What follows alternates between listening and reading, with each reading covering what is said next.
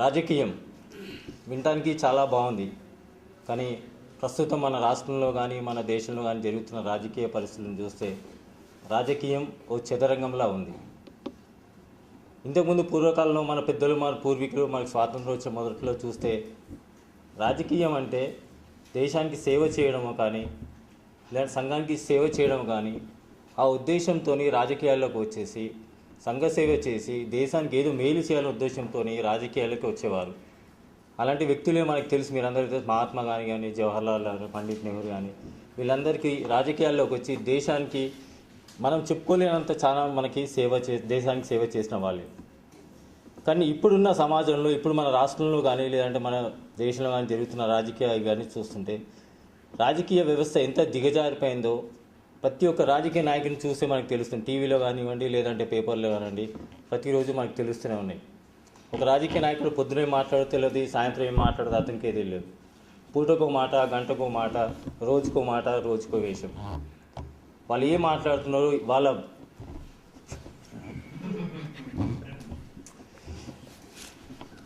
మనమందరం వాళ్ళని మన సంఘానికి సేవ చేయాలి, మనకు హెల్ప్ చేయాలనే ఉద్దేశంతోనే వాళ్ళని మనం ఎన్నుకొని మనం వాళ్ళని అసెంబ్లీకి కానీ లేదంటే పార్లమెంట్ కానీ పంపించడం జరిగింది. కానీ మనందరం చూస్తాం పార్లమెంట్ సమావేశాలప్పుడు, అసెంబ్లీ సమావేశాలప్పుడు వాళ్ళ పార్లమెంట్లో ఏ విధంగా వాళ్ళు బిహేవ్ చేస్తున్నారు. ఏదో మాట్లాడడానికో మాట్లాడుతున్నారే తప్ప మన ప్రజల్ని దేశానికి మేలు జరిగే విధంగా వాళ్ళు ఏమాత్రము పార్లమెంట్లో ఆ విషయాలను లేవట్టే దాన్ని బట్టే తెలుస్తూ ఉన్నది. వాళ్ళు ఏదో మాట్లాడడానికి లేదో వాళ్ళ సీనియర్స్ని కానీ లేదంటే వాళ్ళ ముఖ్య నాయకుల్ని మెప్పు పొందడానికి మాట్లాడుతున్నారే తప్ప దేశ ప్రయోజనాలని దృష్టిలో పెట్టుకొని ఏం మాట్లాడడం జరగడం లేదు. ప్రతి ఒక్క రాజకీయ నాయకుడు తన సొంత ప్రయోజనాల గురించి లేదంటే తన కొడుకులని వారసత్వాన్ని పైకి తీసుకురావాలనే ఉద్దేశంతోనే రాజకీయాల్లోకి రావడం జరుగుతుంది తప్ప ఏమాత్రం కూడా దేశానికి సేవ చేయాలో లేదంటే సమాజానికి సేవ చేయాలో లేదంటే తన నియోజకవర్గానికి సేవ చేయాలనే ఉద్దేశంతో మాత్రం ఏమాత్రం కాదు. మనం చూస్తున్నాము కోట్ల రూపాయలు ఖర్చు పెట్టి మన శీతాకాల పార్లమెంట్ సమావేశాలు జరుగుతున్నవి. కొన్ని కోట్ల రూపాయలు ఖర్చు అవుతున్నాయి. ఆ ధనమంతా ఎవరిది? ప్రజల డబ్బు, మన డబ్బు.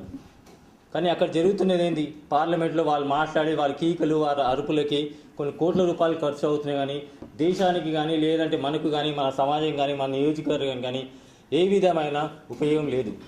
వాళ్ళు చేసిన ఉపయోగం ఏమాత్రం లేదు.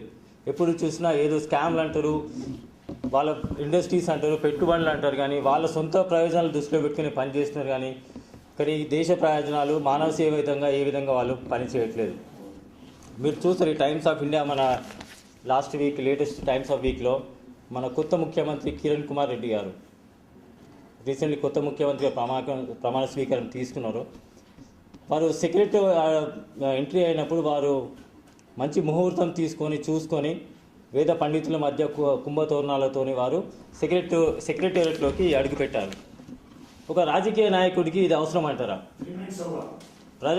ప్రజాస్వామ్యంలో ప్రజలకి సేవ చేయాల్సిన వ్యక్తికి ఇలాంటి మంచి ముహూర్తాలు తీసుకొని ప్రజలకు సేవ చేయాల్సిన అవసరము ఏమైనా ఉందంటారా?